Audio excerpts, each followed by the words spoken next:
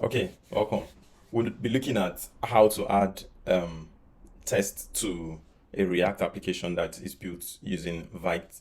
So I use Vite, sorry, for my bootstrapping my React project. So if you are using React projects and you're using Vite, this video is for you. The good thing about Vite is it uses Jest. It's compatible with Jest. So everything is here in the Vitest framework. So we'll just dive into it. If you are a beginner and you don't have any background on Jest, I would recommend you watch my previous videos. I have a video on how to set up Jest in a Node.js project. So let's hit the ground running. I'll be adding this to a project I've been working on. So where is it? So this is it. I just that should be inside of the utils folder.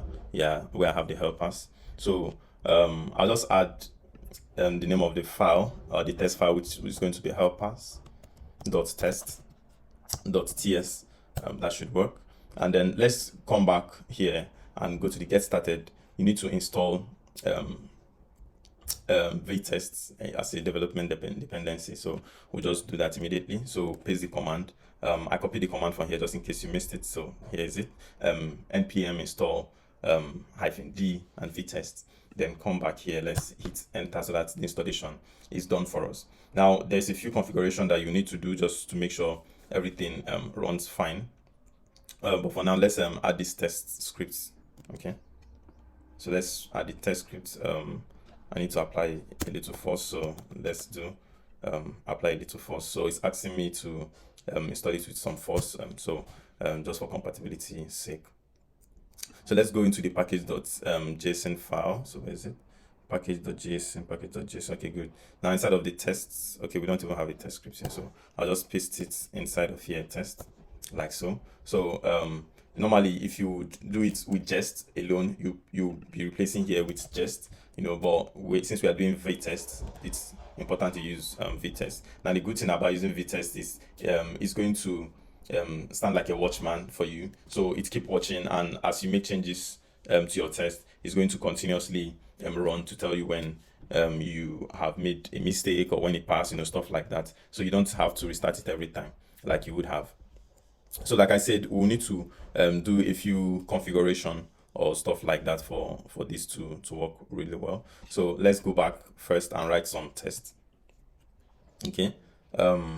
Now for most people, anyway, let's write the test first of all. I'll just pick out one of the functions I've written here, and then let's write a test for it. So we just I need to pick something that is simple. All right. So okay.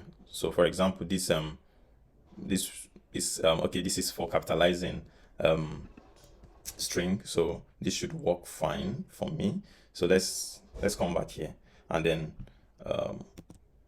we'll just import it as usual. So sorry, we'll import it from the helpers file, and then let's run the test. So we could use the it this time around. So initially in my other video I used test, so you could use it to do it this time around. So I love using it because it just sounds like a sentence. So it should return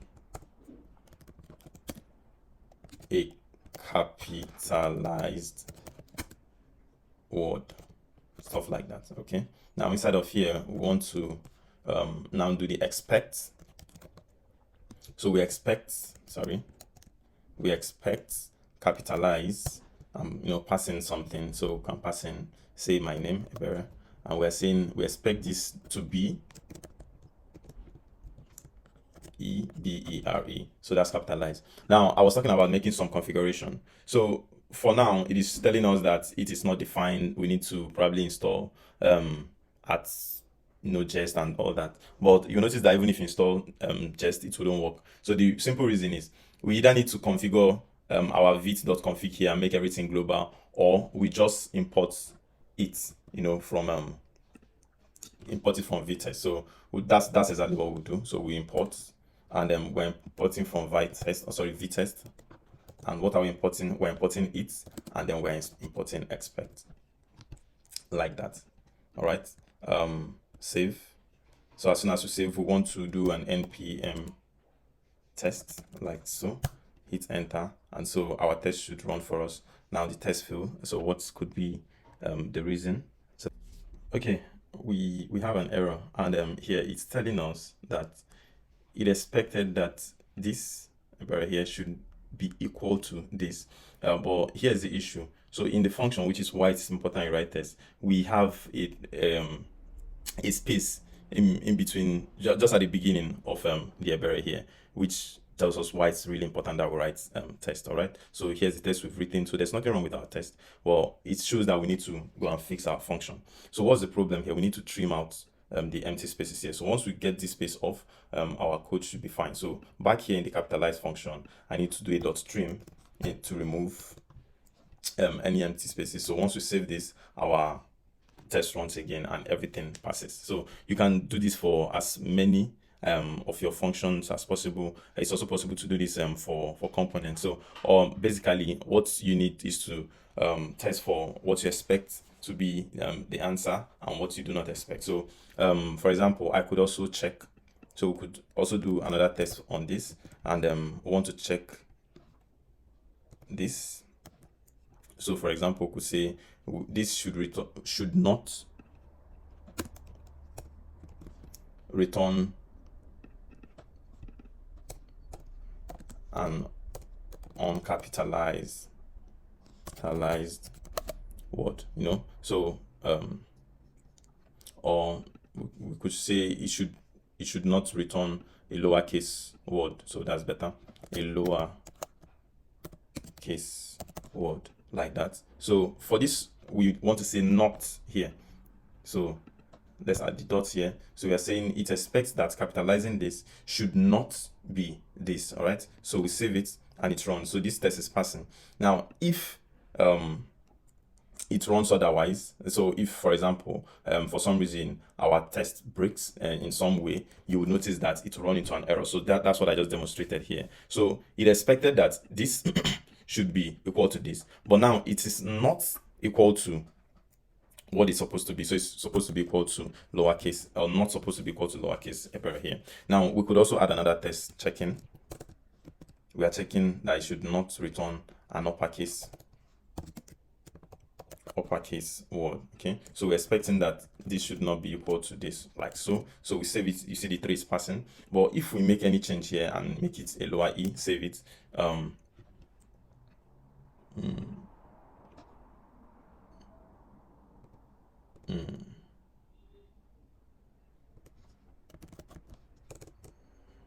there, like so, save it. So this test is not supposed to be passing.